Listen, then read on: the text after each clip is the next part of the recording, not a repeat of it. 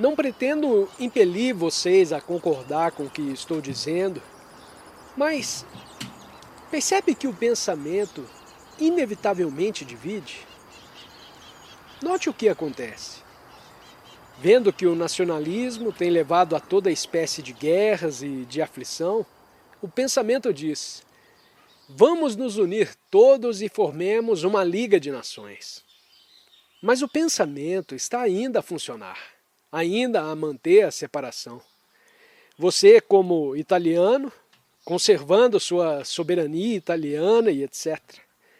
Ao mesmo tempo que se fala em fraternidade, mantém-se a separação e isso é hipocrisia. Esse jogo duplo é característico do pensamento.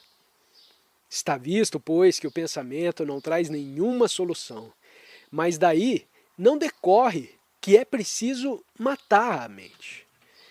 Que mente é essa que vê em sua totalidade todos os problemas que surgem? Um problema sexual é um problema total, relacionado com a cultura, o caráter, os vários problemas da vida, e não um fragmento de problema. Que mente é essa que vê cada problema totalmente? Interrogante. Compreendi o que disse, mas resta uma questão. Krishnamurti, você diz ter compreendido o que o pensamento faz, tanto no mais alto como no mais baixo nível. Mas se há ainda outra questão, quem é que a apresenta? Quando o cérebro, o sistema nervoso inteiro, a mente, que abrange todo esse conjunto, diz: compreendi a natureza do pensamento. Então, o passo seguinte é este: ver se a mente pode olhar a vida em toda a sua vastidão e complexidade, com suas aparentemente intermináveis aflições. Essa é a única questão e não é o pensamento quem a está apresentando. A mente, tendo observado a inteira estrutura do pensamento, conhece agora o seu valor relativo. Pode olhar com olhos jamais turvados pelo passado. Essa é uma questão muito séria e não um mero passatempo. Temos de devotar nossa energia e paixão e nossa vida a compreendê-la, porque essa é a única solução para essa terrível brutalidade, aflição, degradação e corrupção de toda a espécie. Pode a mente, o cérebro, que também se corrompeu por influência do tempo, ficar quieta para que possa ver a vida como um todo e, portanto, livrar-se de todos os problemas? Só surge um problema quando a vida é vista fragmentariamente. Descobre quanto é belo ver a vida como um todo. Quando se vê a vida como um todo, não há mais problema nenhum. Só a mente e o coração que se acham fragmentados criam problemas. O centro do fragmento é o eu. O eu é criado pelo pensamento. Não tem em si nenhuma realidade. O eu, minha casa, minha desilusão, meu desejo de me tornar importante. Esse eu é produto do pensamento que divide. E pode a mente olhar sem o eu?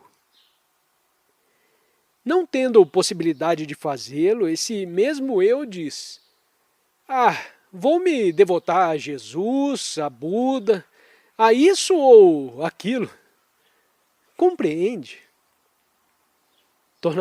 Eu vou me tornar comunista para me dedicar a todo mundo. O eu que se identifica com aquilo que considera maior é sempre eu. Assim se pergunta: pode a mente, o cérebro, o coração, o ser inteiro observar sem o eu? O eu que vem do passado. Não existe eu do presente. O presente não pertence ao tempo. Pode a mente libertar-se do eu para olhar toda a vastidão da vida? Pode, sim, e de maneira completa e total, quando se compreendeu profundamente, com todo o ser, a natureza do pensar. Se não tiver dedicado sua atenção, tudo o que tem a descobrir o que é o pensar, jamais terá a possibilidade de descobrir se é possível observar sem o eu. Se não for capaz de observar sem o eu, os problemas continuarão existentes. Cada problema em oposição a outro, e outro, e outro. E posso te garantir que todos esses problemas cessarão quando o homem começar a viver de modo completamente diferente. Quando a mente puder olhar o mundo como um movimento total.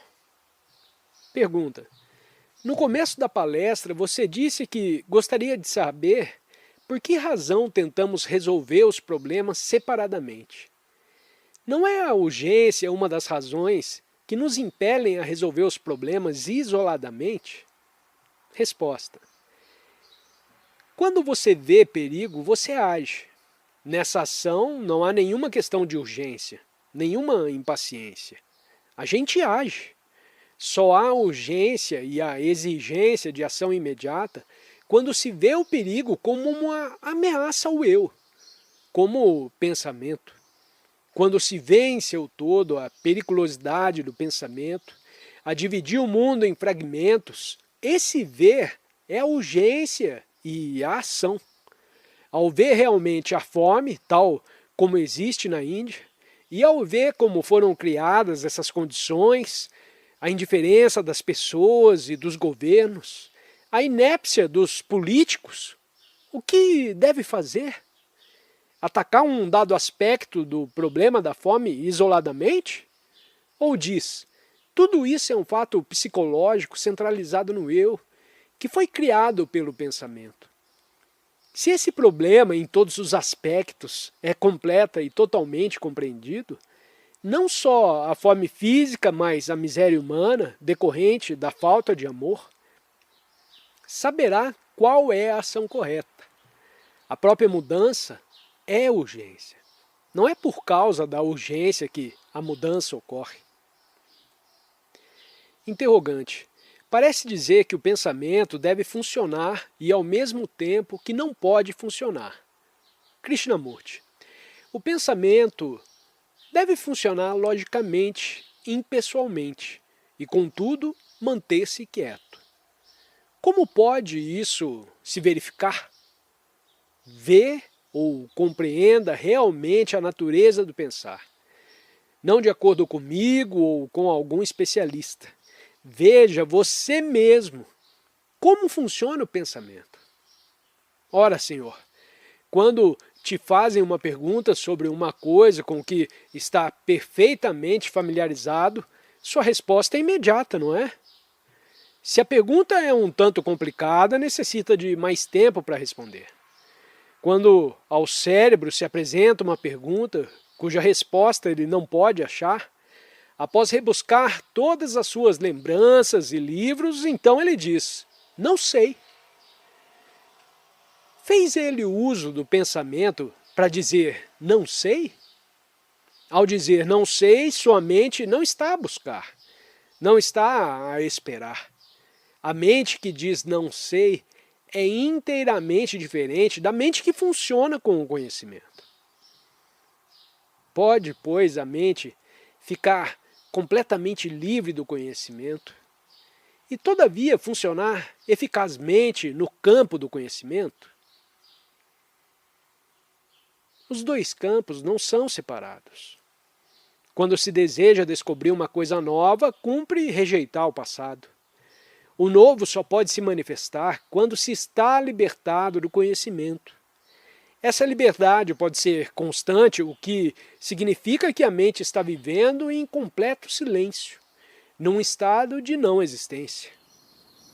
Esse estado de não existência e de silêncio é vasto, e dentro dele podemos nos servir do conhecimento. O conhecimento técnico para fins práticos. Também de dentro desse silêncio pode ser observado o todo da vida sem o eu. Interrogante. No começo da palestra, você disse que quando se quer mudar as coisas externamente, essa ação conduz à ditadura de um grupo ou de uma pessoa. Não acha que estamos vivendo debaixo da ditadura do dinheiro e da indústria? Krishnamurti. Naturalmente. Onde há autoridade, há ditadura. Para promover-se uma mudança social, religiosa ou humana, é necessário, primeiramente, compreender toda a estrutura do pensamento. Como o eu que busca o poder. Pode a mente viver sem buscar o poder? Responda, Senhor. Interrogante. Não é natural buscar o poder? Krishnamurti. De certo, é natural, como se costuma dizer. É natural um cachorro querer dominar os outros cachorros.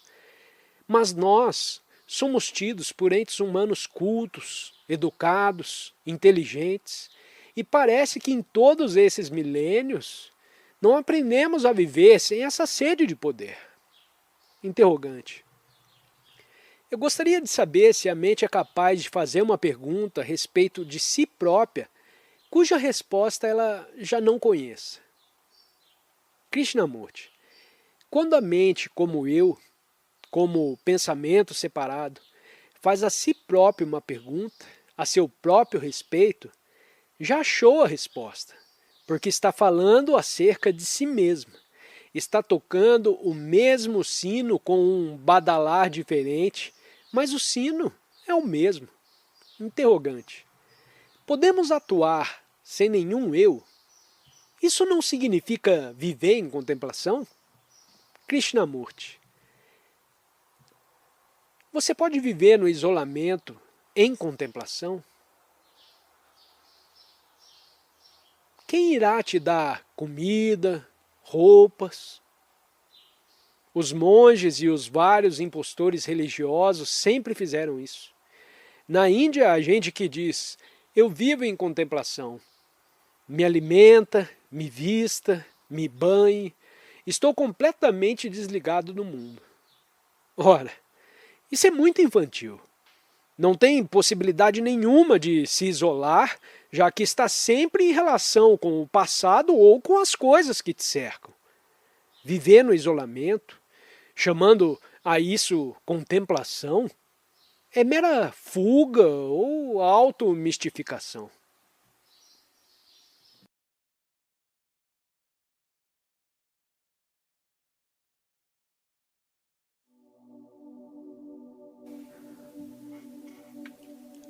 Se deseja compreender e ficar livre do medo, deve-se compreender o prazer, pois são coisas relacionadas. Na última reunião estivemos falando sobre a estrutura e atividades do pensamento, sobre a maneira como o pensamento divide e cria enorme conflito nas relações humanas. Nessa manhã será oportuno considerarmos, não intelectual ou verbalmente, a natureza do prazer e do medo, e se temos possibilidade de nos libertar totalmente do sofrimento. Nessa investigação temos de examinar com muita atenção a questão do tempo. Uma das coisas mais difíceis é a comunicação, que não só requer precisão no emprego das palavras, mas também uma precisão de percebimento que transcenda todas as palavras, e um sentimento de íntimo contato com a realidade. Se escutando esse orador, você limita a interpretar as suas palavras em conformidade com os seus gostos e aversões pessoais, sem tomar conhecimento de suas próprias tendências interpretativas, então a palavra se torna essa prisão em que, infelizmente, a maioria de nós estamos cativos. Mas se a pessoa está cônscia do significado da palavra e do que atrás dela se esconde, torna-se então possível a comunicação. Comunicação implica não só compreensão verbal, mas também viajar conjuntamente, examinar conjuntamente, participar conjuntamente e criar conjuntamente. Isso é muito importante, principalmente quando se está falando a respeito do sofrimento, do tempo e da natureza do prazer e do medo. Estas são questões muito complexas. Todo problema humano é verdadeiramente complexo e requer, para sua percepção, uma certa austeridade e simplicidade. Com a palavra austeridade, não nos referimos à rigidez ou severidade, significado comumente dado a essa palavra. Há nenhuma ideia de sequidão, disciplina e controle. O que temos em mente é a austera simplicidade que deve existir no exame e na compreensão dos assuntos de que vamos tratar. A mente deve ser realmente sensível. Sensibilidade implica inteligência que ultrapassa a interpretação intelectual, que ultrapassa o emocionalismo e o entusiasmo. No examinar, no escutar, no observar e aprender a respeito do tempo, do prazer, do medo e do sofrimento, é necessária aquela sensibilidade que dá a imediata percepção de que uma coisa é verdadeira ou falsa. Tal sensibilidade não é possível seu intelecto, em sua atividade pensante, estar dividindo e interpretando. Eu espero que tenha compreendido o que dissemos na última reunião sobre como o pensamento, por sua própria natureza, divide as relações humanas. Embora ele seja necessário para o raciocínio, para o pensar-são, claro e objetivo. No que respeita à maioria de nós, o medo é o nosso constante companheiro. Quer a pessoa esteja cônscia dele, quer não, ele está presente em algum escuro recesso da mente. E nós estamos perguntando se é possível à mente livrar-se completa e totalmente dessa carga. O orador pode sugerir essa pergunta, mas a vocês é que cabe responder, pois o problema é seu. Portanto, deve ser suficientemente persistente e suficientemente sutil para o perceber e o seguir até o fim, de modo que, ao sair desse pavilhão nessa manhã, sua mente esteja de veras livre do medo. Isso talvez seja pedir muito, mas a coisa é possível. Para a mente que foi condicionada na cultura do medo, com as complicadas consequências neuróticas de suas ações, o simples formular da pergunta sobre a possibilidade de se ficar completamente livre do medo já é em si um problema. Um problema só existe quando insolúvel, quando não podemos dar cabo dele e ele volta e torna a voltar. Pensa ter resolvido a questão do medo e, entretanto, ele continua a se manifestar em diferentes formas. Se diz, é impossível nos livrarmos do medo. Já fechou o caminho a você mesmo. Devemos ter muito cuidado para não fecharmos o caminho a nós mesmos, não impedirmos a nós mesmos de examinar a questão do medo até a sua completa solução. Todo estado de medo gera atividades nocivas, não só neurótica e psicologicamente, mas também exteriormente. Torna-se existente o problema da segurança, tanto física como psicológica. Preste atenção ao que estamos dizendo, porque nós vamos examinar uma coisa que requer muita atenção. Não o seu concordar, nem a sua interpretação, porém o seu perceber e ver a coisa tal como é. Não necessita de nenhum intérprete. Examine por você mesmo e descobre por você mesmo. A maioria de nós já tivemos temores físicos, como o medo de uma doença, da ansiedade que ela inspira e da dor com que nos atenasa, ou a presença de um perigo físico. Ante um perigo físico, de qualquer espécie, você sente medo? Quando se caminha por lugares selvagens da Índia, da África ou da América, pode-se encontrar um urso, uma serpente ou um tigre. Há então ação imediata. Não ação consciente e deliberada, porém uma ação instintiva.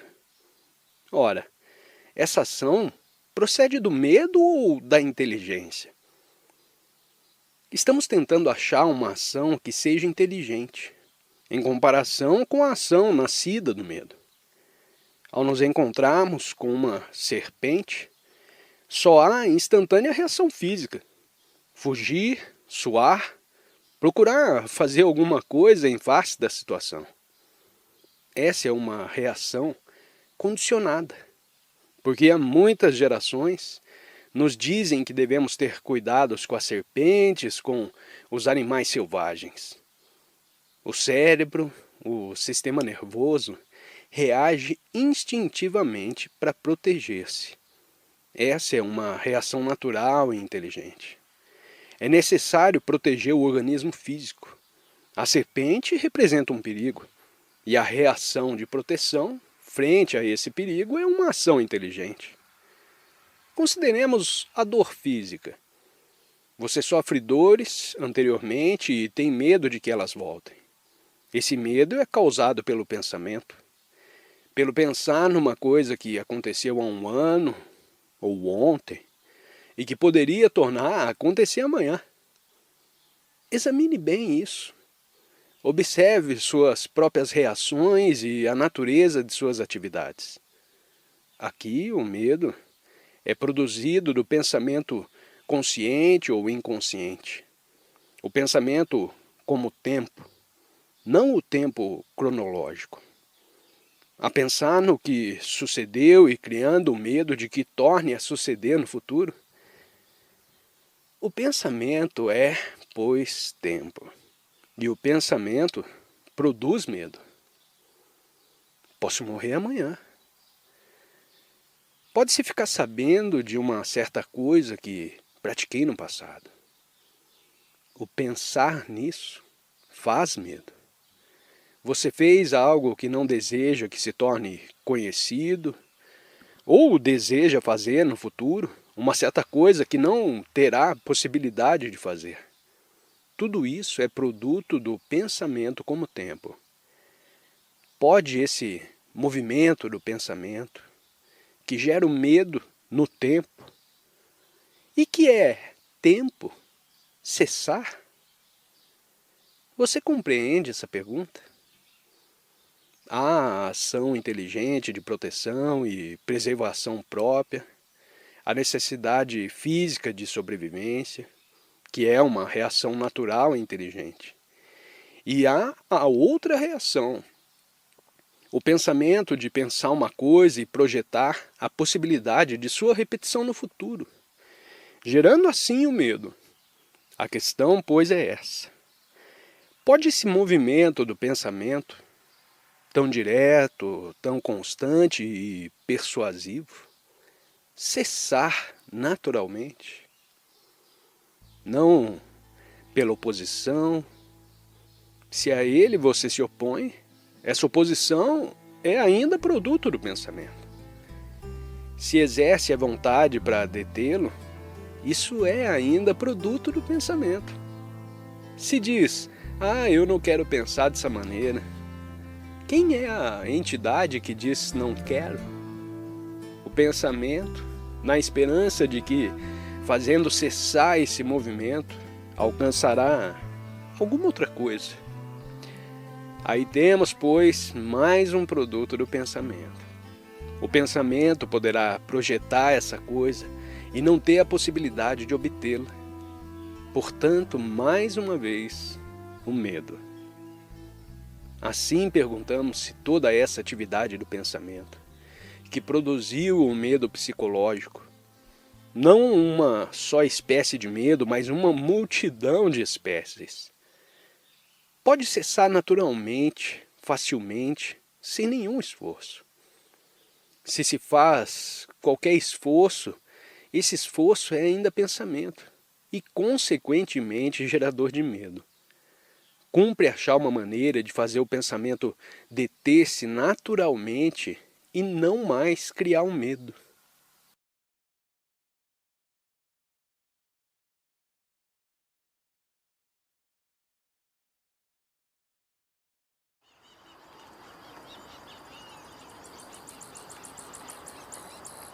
Estamos todos nós em comunicação, não apenas no nível verbal. Você pode ter percebido claramente a ideia, mas o que nos interessa não é a compreensão verbal da ideia, e sim o fato de ter medo em sua vida diária. Não nos interessa descrever a nossa vida. A descrição não é a realidade. A explicação não é a coisa explicada. A palavra não é a coisa que ela representa. Sua vida, seu medo, não estão sendo descritos pelas palavras do orador. Mas as escutando, cabe a você revelar a você mesmo o seu medo e ver como o pensamento gera esse medo. Estamos perguntando se a atividade do pensamento, que gera, cria, sustenta e nutre o temor, pode cessar naturalmente sem a mínima resistência. Antes de podermos descobrir a verdadeira resposta, devemos examinar também o desejo de prazer, porque aqui também é o pensamento quem sustenta o prazer. Pode ter fluído um momento deleitável, por exemplo, ao contemplar ontem o maravilhoso pôr do sol, senti um imenso deleite. Entra então em ação o pensamento e diz: "Ah, como foi belo aquilo! Desejo repetir essa experiência amanhã." A coisa é a mesma. Quer se trate do pôr do sol, quer se trate de uma lisonja que ouviu, de uma experiência sexual, de algo que conseguiu e sente a necessidade de conservar porque te dá prazer. Há o prazer derivado das próprias realizações, do próprio sucesso, o prazer da expectativa do que pretende fazer amanhã, da repetição de algo que experimentou, sexualmente ou artisticamente. A moralidade social está baseada no prazer e, portanto, não é moralidade. A moralidade social é imoralidade.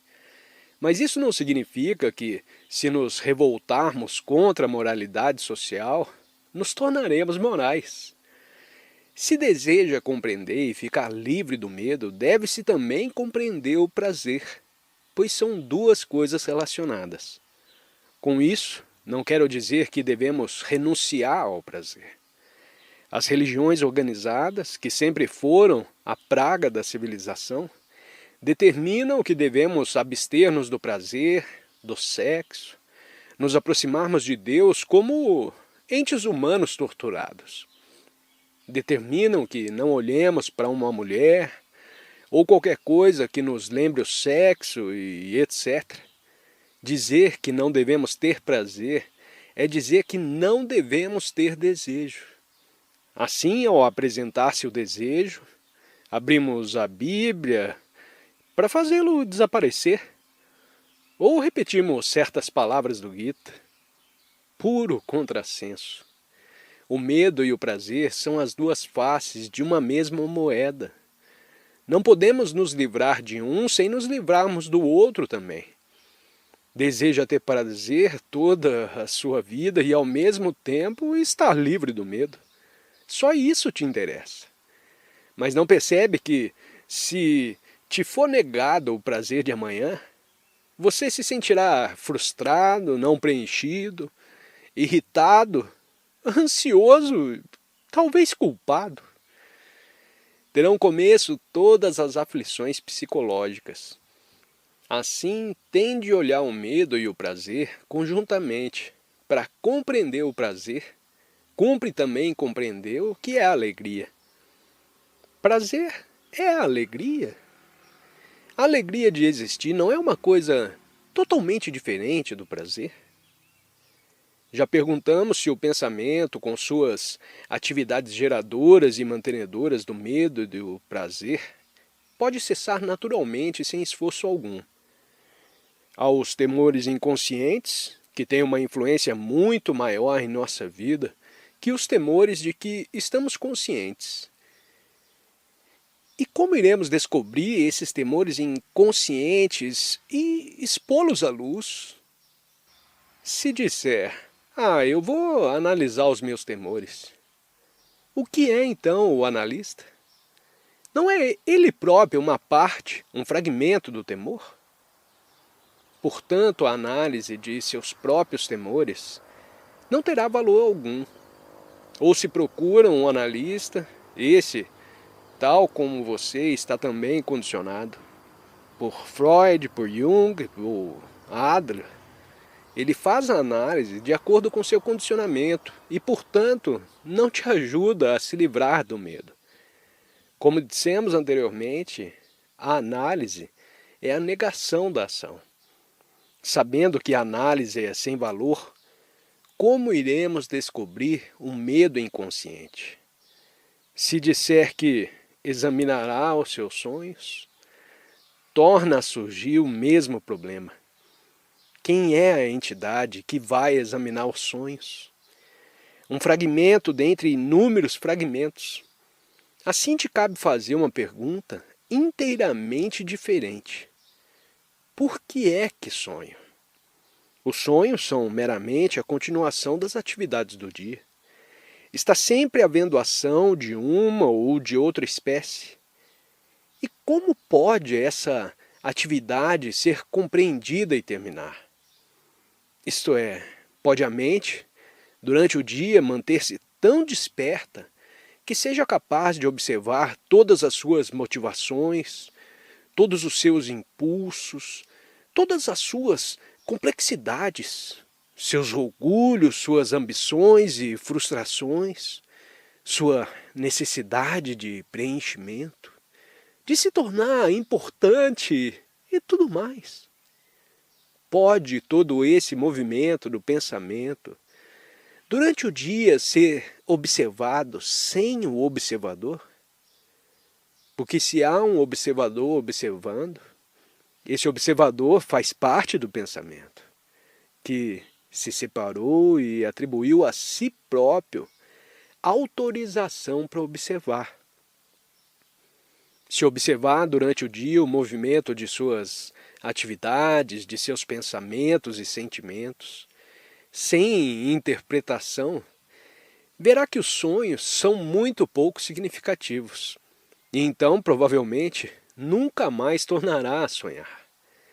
Se durante as horas do dia estiver desperto, e não meio acordado, meio dormindo, se não se achar enredado em suas crenças, seus preconceitos, suas mesquinhas e absurdas vaidades, seus insignificantes conhecimentos, verá que não só terminam os sonhos, mas também o próprio pensamento começa a se aquietar. O pensamento está sempre a buscar alguma coisa, a sustentar o medo ou a evitá-lo. Produz também o prazer pelo qual nutrir continuamente a lembrança de uma experiência prazível. Nos vemos aprisionados nessa rede do medo e do prazer, fatores de sofrimento. Como poderá a maquinaria do pensamento, que produz todo esse movimento de prazer e de medo, deter-se naturalmente? Eis o problema. E o que nos cabe fazer? Abandonar esse movimento ou continuar a viver como antes, entre o prazer e a dor? E essa é a própria característica da mente medíocre, pois é próprio da mente medíocre viver enredada no medo e no prazer. Enfrente esse problema. Como irá resolvê-lo? Você tem a obrigação de resolvê-lo.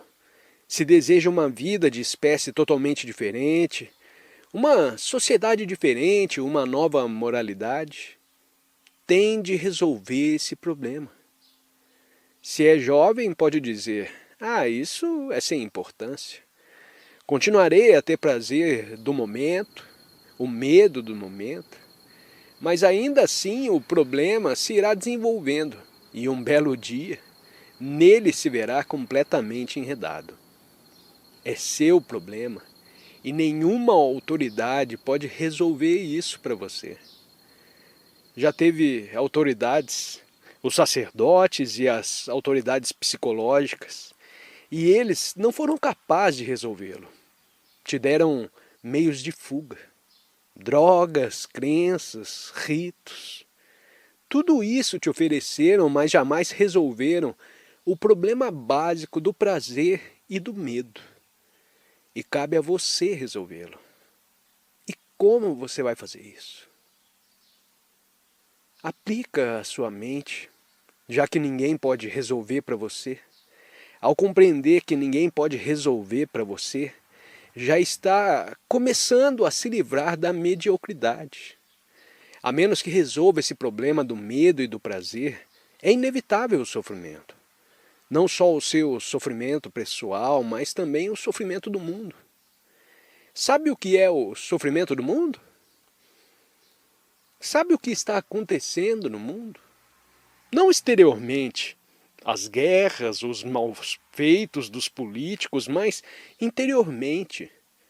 A medonha solidão do homem, suas profundas frustrações, a total falta de amor que se observa nesse mundo tão vasto, impiedoso e endurecido.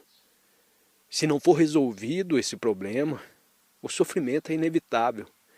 O tempo não o resolverá. Você não pode dizer, eu vou pensar nisso amanhã. Quero fruir o prazer do momento, ainda que acompanhado do medo. Vou suportar tudo. Meu amigo, quem vai te dar a solução? Levantada essa questão e vendo-se sua enorme complexidade e que nenhum poder humano nem divino resolverá esse problema essencial, qual a sua reação? O que vocês dizem, senhores? Não podem responder? Podem? Se são verdadeiramente honestos, se não são hipócritas ou não está tentando se esquivar ou defrontar com esse problema, que é o problema decisivo, nenhuma resposta tem. Assim como descobrir a maneira de pôr fim naturalmente nisso, sem se fazer uso de nenhum método, porque todo método, obviamente, exige tempo. Se alguém te dá um método, um sistema, e o põe em prática, ele tornará a sua mente cada vez mais mecânica e criará cada vez mais conflito entre o que é e o sistema. O sistema promete um certo resultado, mas o fato é que continua com medo. Praticando o sistema está a se afastar cada vez mais do que é. Portanto, o conflito aumenta consciente ou inconsciente. Assim sendo, o que você pode fazer?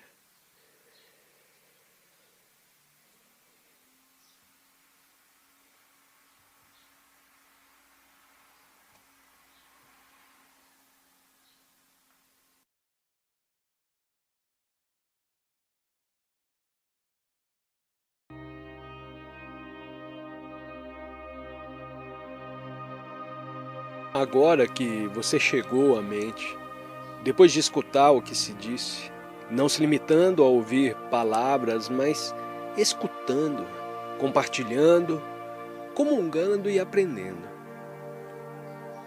O que aconteceu à sua mente após escutar com intensa atenção a complexidade do problema, percebendo seus próprios temores e vendo que o pensamento gera e nutre tanto o medo como o prazer? O que aconteceu à sua mente assim que escutou?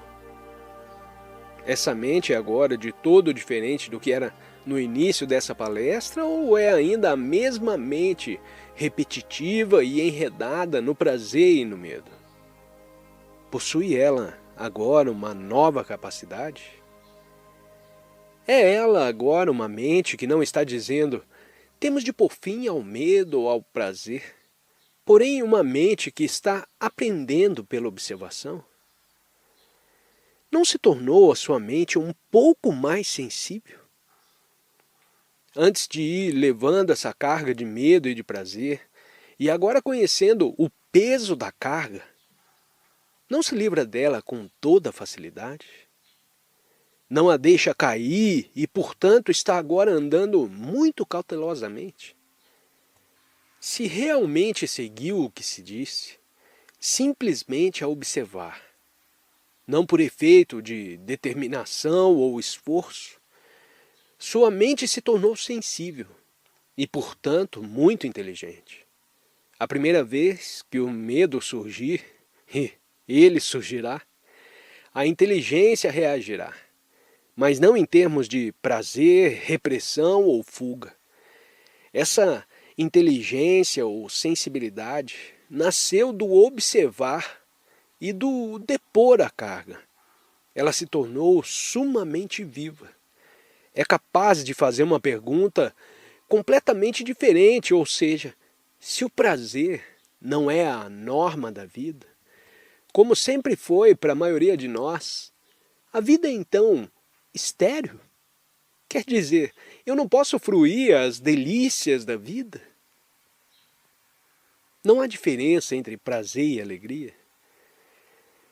Antes você esteve vivendo pela norma do prazer e do medo, do prazer do momento, o sexo, a bebida, matar um animal para comer a carne e etc. Foi sempre essa a sua norma de vida e agora descobre subitamente que o prazer não é de modo nenhum o caminho certo, porquanto conduz ao medo, à frustração, à aflição, à tristeza, a perturbações sociais e pessoais e por aí vai. Assim faz agora uma pergunta muito diferente. Existe uma alegria não contaminada pelo pensamento e pelo prazer? Porque se contaminada pelo pensamento, ela se tornará prazer e, portanto, medo. Assim compreendidos, o prazer e o medo, existe uma maneira de viver em cada dia com alegria. E não a transportar o prazer e o medo de dia para dia. Olhar aquelas montanhas, a beleza do vale, a luz a brilhar nos montes, nas árvores, no rio que corre e sentir deleite nisso. Sem dizer, nossa, que coisa maravilhosa, sem o pensamento a serviço dela como um meio de prazer. Pode olhar para aquela montanha, para o movimento de uma árvore, para o rosto de uma mulher ou de um homem e achar nisso um extraordinário deleite. Isso, uma vez ocorrido, está acabado. Mas se o transportar no pensamento, começa então a dor e o prazer. Pode olhar dessa maneira e dar coisa por acabada? Preste muita atenção a isso. Pode olhar para aquela montanha e te bastar esse deleite? Não o levar em pensamento para amanhã, por perceber quanto isso é perigoso. Pode experimentar um grande prazer e dizer, acabou. Mas acabou de fato? Não está a mente consciente ou inconscientemente a pensar nessa experiência, a desejar que se repita? Veja, pois, que o pensamento não tem absolutamente nada em comum com a alegria. Eis um importantíssimo descobrimento feito por você. Não se trata de uma coisa que te disseram, de uma coisa escrita e interpretada para você. Há uma enorme diferença entre deleite, alegria e bem-aventurança a um lado e o prazer a outro lado. Não sei se alguma vez notou que os primitivos quadros religiosos do mundo ocidental evitavam toda espécie de prazer nos sentidos.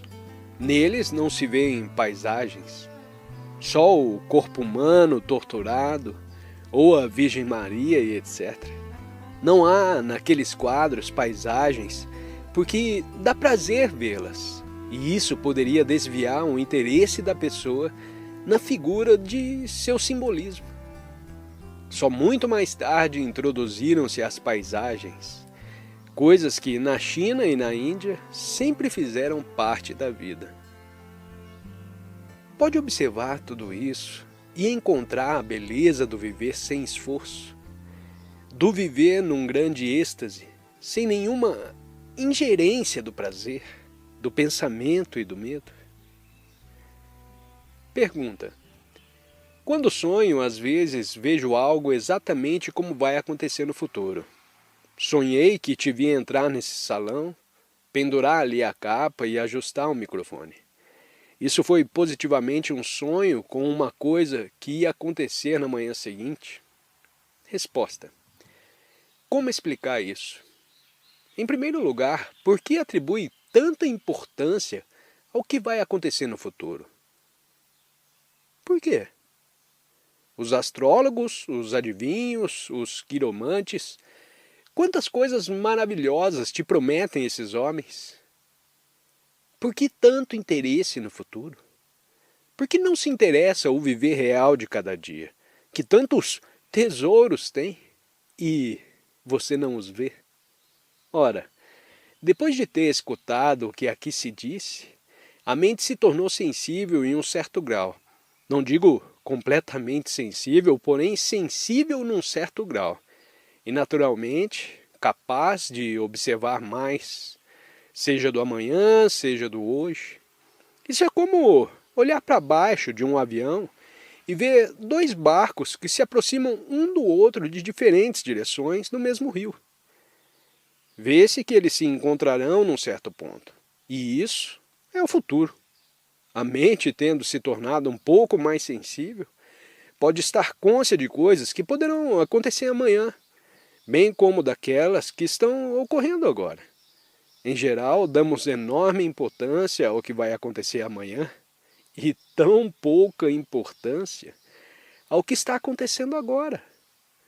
Mas se aprofundar bem essa matéria, descobrirá que nada acontece. Todo acontecimento é uma parte da vida.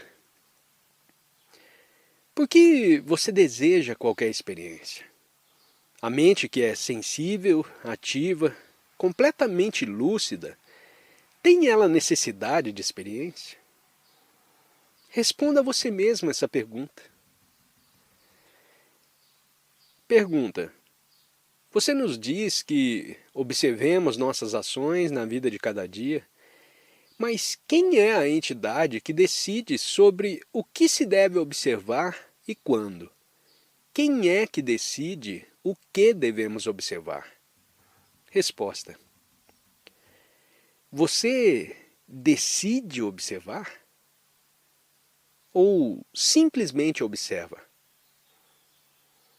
Toma a decisão e diz: ah, vou observar e aprender. Porque nesse caso se pergunta: quem é que está decidindo? A vontade que diz: devo observar? E quando ela falha, ela se disciplina a dizer: devo observar, devo observar. Ah, não, devo observar. Nisso há conflito. Portanto, o estado da mente que decidiu observar não é, de modo nenhum, um estado de observação. Vá caminhando pela estrada e alguém passa por você e o observa, e provavelmente diz para você mesmo: como ele é feio, que cheiro ele tem, ele não devia fazer isso ou aquilo. Estar cônscio de suas reações àquele passante, estar cônscio de que está julgando, condenando ou justificando, está observando. Não diz: não devo julgar, não devo justificar. Pelo fato de estar cônscio de suas reações, não há decisão nenhuma. Veja alguém que ontem te insultou. Logo você fica todo ouriçado, fica nervoso ou ansioso, começa a detestar a pessoa. Fique cônscio da sua aversão. Fique cônscio de tudo mais. Não decida ficar cônscio. Observe, e nessa observação não haverá o observador e nem a coisa observada, só haverá a observação. Só existe o observador quando na observação acumulamos. Se diz, ele é meu amigo porque me disse umas coisas bonitas, ou ele não é meu amigo porque falou mal de mim e disse-me alguma verdade que eu não gosto. Isso é acumulação por meio da observação, e essa acumulação é o observador. Quando observamos sem nenhuma acumulação, não há julgamento. Isso pode fazer a todas as horas do dia. Nessa observação, naturalmente, tomam-se certas decisões definidas, mas tais decisões são resultados naturais e não decisões tomadas pelo observador que acumulou. Interrogante. Você disse no começo que a reação instintiva de autoproteção diante de um animal selvagem é inteligência e não medo, e que o pensamento que gera medo é inteiramente diferente. Resposta. Não são diferentes. Você não vê a diferença entre o pensamento que gera e nutre o medo e a inteligência que diz, cuidado! O pensamento criou o nacionalismo, o preconceito racial, a aceitação de certos valores morais, mas o pensamento não vê a periculosidade dessas coisas. Se a visse, haveria então a reação, não de medo, mas da inteligência. Reação que seria idêntica à do encontro com uma serpente. Diante da serpente há uma reação natural de autoproteção. Diante do nacionalismo, que é produto do pensamento, que separa os homens e é uma das causas da guerra, o pensamento não vê o perigo.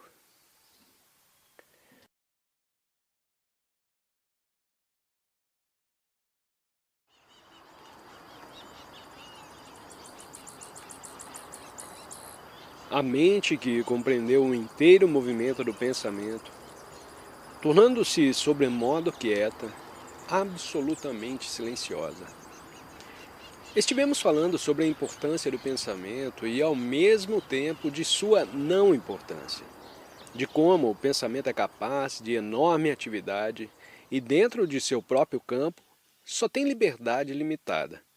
Falamos também acerca de um estado mental totalmente descondicionado. Nessa manhã podemos considerar essa questão do condicionamento. Não apenas o condicionamento cultural, superficial, mas também considerar por que há condicionamento. Podemos investigar a natureza da mente não condicionada, da mente que transcendeu todo o condicionamento. Nos cumpre penetrar bem fundo nessa questão a fim de descobrirmos o que é o amor. E compreendendo o que é o amor, estaremos aptos a compreender a pleno o significado da morte. Assim, em primeiro lugar, tratemos de averiguar se a mente pode tornar-se total e completamente livre do condicionamento.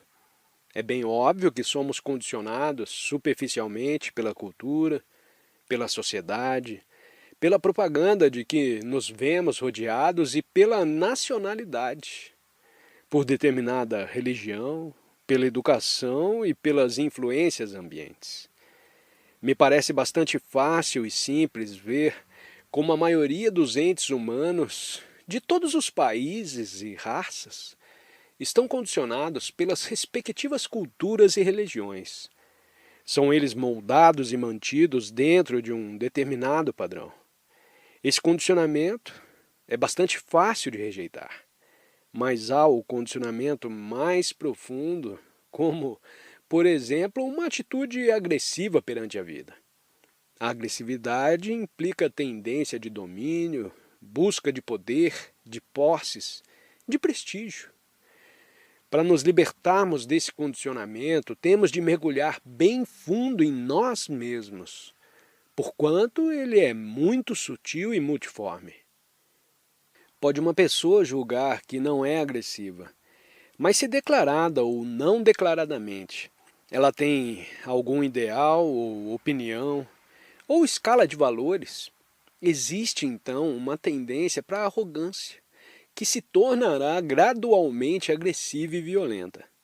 Qualquer um pode observar isso em si mesmo, atrás da própria palavra agressividade. Ainda que a pronunciemos muito docemente, há um certo impulso, uma atividade furtiva e predominante, imperiosa, a qual se torna cruel e violenta. Esse condicionamento agressivo precisa ser descoberto para vermos se o herdamos do animal ou se nos tornamos agressivos pelo prazer de nos impormos aos outros, de tomar-lhes a frente. Outra forma de condicionamento é o que resulta da comparação. Nos comparamos com aquilo que consideramos nobre ou heróico, com o que gostaríamos de ser, em oposição ao que realmente somos. A atividade comparativa é uma forma de condicionamento. Essa atividade, por sua vez, é extremamente sutil. Me comparo com alguém que é um pouco mais inteligente ou fisicamente mais belo do que eu. Secreta ou abertamente, há em seu interior um constante monólogo de caráter comparativo. Observe isso em você mesmo. Onde há comparação, há sempre uma certa forma de agressividade, uma determinação de conseguir o que queremos, e quando não o conseguimos, um sentimento de frustração, de inferioridade. Desde a infância somos condicionados para comparar. Nosso sistema educativo baseia-se na comparação. Dar notas, fazer exames. Quando nos comparamos com alguém que é mais inteligente, sentimos inveja, despeito e segue-se o conflito. Comparação implica medida. Eu estou a me medir em comparação com uma coisa que se afigura melhor ou mais nobre. Pode a mente libertar-se desse condicionamento social e cultural, desse medir e comparar, do condicionamento de medo, de prazer, de recompensa e de castigo? Nossas estruturas morais e religiosas baseiam-se totalmente nesse condicionamento. E por que razão somos condicionados? Vemos as influências externas que nos estão condicionando e interiormente, a voluntária necessidade de sermos condicionados. Por que aceitamos tal condicionamento? Por que se deixou a mente condicionar? Qual o fator que está atrás de tudo isso? Por que razão eu, nascido num país, numa certa cultura que me denomino hindu, com toda a carga de superstição e tradição imposta pela família, pela sociedade, por que razão aceito esse condicionamento? Qual o impulso existente atrás disso? Qual o fator que constantemente exige, aceita, cede ou resiste a esse condicionamento? Vemos que desejamos estar em segurança, numa sociedade que está seguindo determinado padrão. Se não observarmos esse padrão, podemos perder nosso emprego, ficar sem dinheiro, não sermos considerados entes humanos respeitáveis. Contra ele nasce a revolta e essa revolta forma o seu peculiar condicionamento. Como está acontecendo com a maioria dos jovens hoje em dia? Devemos descobrir esse impulso que nos faz nos ajustar a um padrão. A menos que por nós mesmos o descobramos, permaneceremos condicionados de uma ou de outra maneira, positiva ou negativamente. Do nascimento à morte vemos esse processo continuamente em vigor. Pode uma pessoa revoltar-se contra ele, buscar refúgio num outro condicionamento, recolher-se a um mosteiro como fazem certos indivíduos que devotam sua vida à contemplação, à filosofia, mas o movimento é sempre o mesmo. Que mecanismo é esse que se acha em constante movimento, ajustando-se a diferentes formas de condicionamento? O pensamento está perpetuamente condicionado, já que é reação do passado como memória. O pensamento é sempre mecânico. Facilmente se deixa cair num padrão, numa rotina, e pensa então estar em extraordinária atividade. Na rotina católica, na rotina comunista ou em qualquer outra, essa é a coisa mais fácil e mecânica que se pode fazer. E pensamos estar vivendo. Assim, embora o pensamento desfrute, em seu próprio campo, uma certa e limitada liberdade, tudo o que ele faz é mecânico. Afinal de contas, uma viagem à Lua é uma coisa perfeitamente mecânica, já que é o resultado da ciência acumulada pelos séculos e séculos afora. O cultivo do pensamento técnico pode nos levar à Lua ou ao fundo do mar e etc. A mente quer estar seguindo uma rotina, quer ser mecânica, pois assim há proteção, segurança e não há perturbações. O viver mecanicamente não é apenas estimulado pela sociedade, mas também por cada um de nós, porque esta é a maneira mais fácil de viver. Assim, o pensamento, sendo uma atividade mecânica, repetitiva, aceita qualquer forma de condicionamento que lhe possibilite continuar em sua atividade mecânica. Um filósofo inventa uma nova teoria, um economista um novo sistema. E aceitamos tal rotinas e ficamos a segui-la. Nossa sociedade, nossa cultura, nossas inspirações religiosas, tudo parece funcionar mecanicamente, embora nos proporcione uma certa e estimulante sensação. Quando vai à missa, encontra um determinado enlevo, uma certa emoção, que se torna um padrão. Não sei se alguma vez já experimentou essa coisa. Faça uma vez para ver como é engraçada. Pegue um pedaço de pau ou uma pedra, qualquer uma serve, desde que tenha alguma forma. Coloque sobre a lareira e todas as manhãs deposite ao seu lado uma flor. Dentro de um mês, você terá habituado a ver essa coisa como um símbolo religioso e já começa a se identificar com ela. O pensamento é reação do passado. Se uma pessoa aprendeu engenharia como profissão, pode aumentar e ajustar esse conhecimento, mas ficará fixada nesse ramo de atividade. A mesma coisa se a pessoa se formou em medicina ou etc. O pensamento tem uma certa liberdade dentro de um dado campo, mas fica sempre limitado a seu funcionamento mecânico. Você está vendo isso? Não apenas verbal ou intelectualmente, porém de fato. Está tão cônscio disso como está cônscio de ouvir aquele trem? Ouvir aquele pássaro? Pode a mente libertar-se dos hábitos que cultivou de certas opiniões, juízos, atitudes e valores? Quer dizer, pode a mente libertar-se do pensamento? Se isso não for bem compreendido, então o que vou dizer sobre o próximo assunto que vamos examinar nada significará.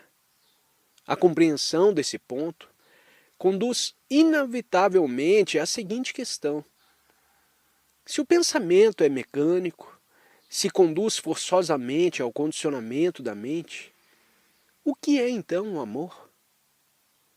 O amor é produto do pensamento? É o amor nutrido, cultivado pelo pensamento? Ele depende do pensamento?